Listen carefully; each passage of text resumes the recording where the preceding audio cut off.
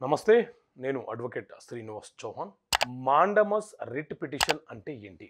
ఎవరైనా ప్రభుత్వ అధికారులు తమ చట్టపరమైనటువంటి విధులను నిర్వర్తించకుండా నిర్లక్ష్యం చేసిన సందర్భాలలో మనము హైకోర్టులో వారి మీద వేసే రిట్ పిటిషన్ ని మాండమస్ రిట్ పిటిషన్ అని పిలుస్తుంటాము. ఉదాహరణకు ఏదైనా ఎంఆర్ఓ ఆఫీసులో ఒక భూమికి సంబంధించిన సమాచారం కావాలని మనం ఒక అప్లికేషన్ పెట్టుకున్నప్పుడు వాళ్ళు స్పందించకపోయినా, లేదా పోలీస్ స్టేషన్ లో ఏదైనా సమాచారం కావాలని లేకపోతే ఏదైనా ఒక చర్య తీసుకోవాలని మనం కంప్లైంట్ అప్లికేషన్ పెట్టినప్పుడు వాళ్ళు పట్టించుకోకపోతే ఆ అధికారుల మీద మనము హైకోర్టులో ఒక రిట్ పిటిషన్ ఫైల్ చేయడమే మాండమస్ రిట్ పిటిషన్ అని పిలుస్తూ ఉంటాము.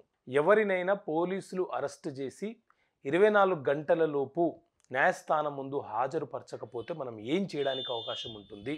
పోలీసులు ఎవరినైనా ఒక నేరం చేశాడని ఆరోపిస్తూ అతన్ని అరెస్ట్ చేసి 24 గంటల ముందు న్యాయస్థానం ముందు హాజరుపరచకపోతే వారి మీద మనము హేబియస్ కార్పస్ అనే ఒక రిట్ పిటిషన్ ను ఫైల్ చేసి ఆ వ్యక్తిని కోర్టు ముందు తీసుకురావాలని చెప్పి హైకోర్టు ద్వారా ఆర్డర్ తీసుకునే అవకాశం మనకు ఉంటుంది.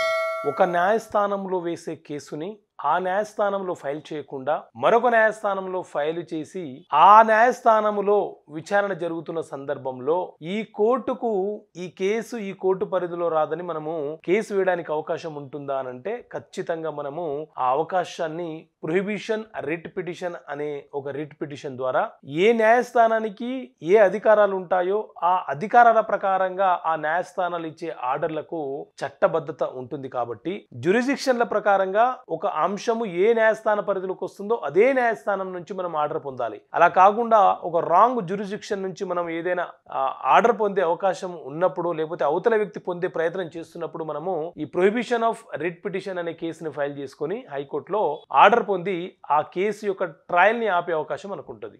ఫోర్జరీ సంతకాలతో ఎవరైనా ఒక సేల్ డీడ్ని సృష్టిస్తే మనం ఏం చేయడానికి అవకాశం ఉంటుంది? ఏదైనా ఒక ప్రాంతంలో ఒక భూమిని మనం కొనుగోలు చేశాము. మనం కొనుగోలు చేసిన తర్వాత same survey number, same schedule of the property, same plot number పేరుతో ఎవరైనా ఒక వ్యక్తి ఒక ఫోర్జరీ డాక్యుమెంట్, ఒక ఫోర్జరీ సంతకాలతో ఫోర్జరీ డాక్యుమెంట్ ని సృష్టిస్తే ఆ డాక్యుమెంట్ ని క్యాన్సిల్ చెయ్యమని మనం న్యాయస్థానంలో suit for cancellation of sale deed అనే కేసు ఫైల్ చేసి ఆ డాక్యుమెంట్ ను రద్దు చేయించుకునే అవకాశం మనకు ఉంటుంది. కాబట్టి ఫోర్జరీ డాక్యుమెంట్లు ఏమైనా ఉంటే మాత్రం మీరు విత్ ఇన్ ద లిమిటేషన్ లోనే కేసు ఫైల్ చేసుకునే ప్రయత్నం చేసుకోండి.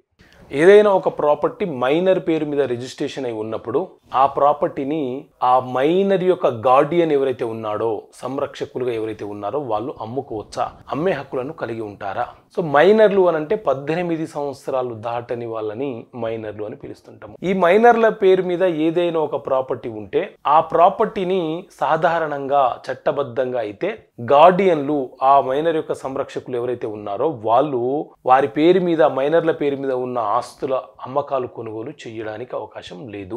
వారు అమ్మితే ఆ అమ్మకం అనేది చెల్లుబాటు కాదు. ఒకవేళ ఈ మైనర్ కు తెలియకుండా వారు ఇల్లీగల్ గా అమ్మే ప్రయత్నం చేసినా ఆ మైనర్ మేజర్ అయిన తర్వాత కేసు వేయొచ్చు. ఒకవేళ మైనర్ యొక్క వైద్య ఖర్చులకు కానీ మైనర్ యొక్క విద్యా ఖర్చులకు కానీ అమ్మాలనుకుంటే న్యాయస్థానం యొక్క అనుమతితో అమ్ముకోవచ్చు.